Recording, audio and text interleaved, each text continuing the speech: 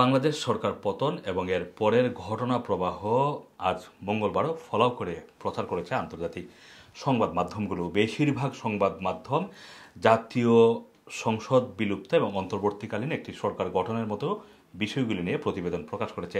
কেন এই গণ অভ্যুত্থান এবং শেখ হাসিনার দেশ ত্যাগের কারণও ব্যাখ্যা করার চেষ্টা করেছে সংবাদ মাধ্যমগুলো।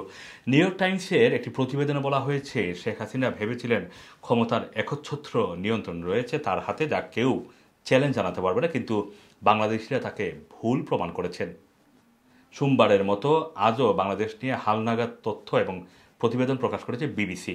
শেখ হাসিনার আচমকা দেশ ত্যাগের পর বাংলাদেশের পার্লামেন্ট বিলুপ্ত শিরোনামের এমন একটি প্রতিবেদনে সংবাদ মাধ্যমটি বলছে যে সামরিক বাহিনীর নেতৃত্বে সরকার মেনে নেওয়া হবে না বলে ঘোষণা দিয়েছেন বিক্ষোভকারীরা। বিবিসির আরেকটি বিশ্লেষণী প্রতিবেদনের শিরোনাম ছিল, শেখ হাসিনা গণতন্ত্রপন্থী নেত্রী থেকে স্বৈরশাসক।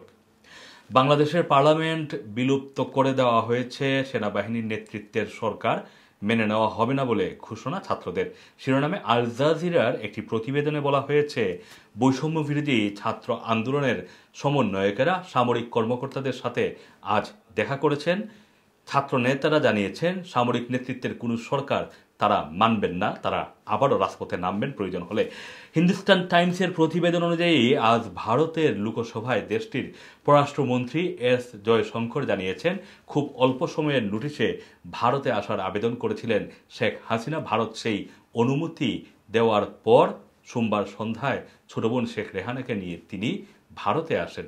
সংবাদ মাধ্যমটির আরেকটি প্রতিবেদনের শিরোনাম ছিল, শেখ হাসিনার লন্ডন পরিকল্পনা নিয়ে অনিশ্চয়তা। টাইমস অব ইন্ডিয়ার প্রতিবেদন অনুযায়ী বাংলাদেশের সংখ্যালঘু জনগোষ্ঠীর বর্তমান পরিস্থিতি ভারত গভীরভাবে পর্যবেক্ষণ করছে বলে লোকসভায় জানিয়েছেন দেশটির পররাষ্ট্রমন্ত্রী এস জয়শঙ্কর। দ্য হিন্দুর প্রতিবেদনে বলা হয়েছে, বাংলাদেশের রাষ্ট্রপতি দেশটির পার্লামেন্ট বিলুপ্ত ঘোষণা করেছেন, এখনও ভারতেই আছেন শেখ হাসিনা। আজ বিএনপির চেয়ারপারসন বেগম খালেদা জিয়ার মুক্তির বিষয়টি নিয়েও প্রতিবেদন প্রকাশ করেছে এএফপি।